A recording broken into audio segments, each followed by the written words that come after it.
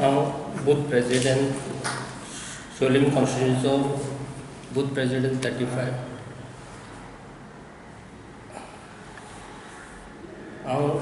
हे हितून हांव रिजायन दिवंक सोदतां कित्याक दिली हांवें आनी दिवपाक कारणूय आहा. कित्याक फर्स्ट मिटींग जाली पळय तेन्ना आमची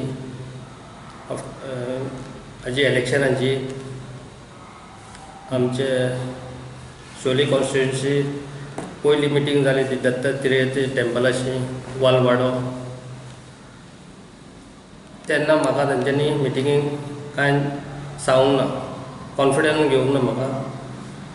आनी तांच्यांनी मिटींग घेतली आनी दुसरो मिनिस्टर आहलो आनी शोलीचो मंडळाचो प्रेसिडेंट आहलो.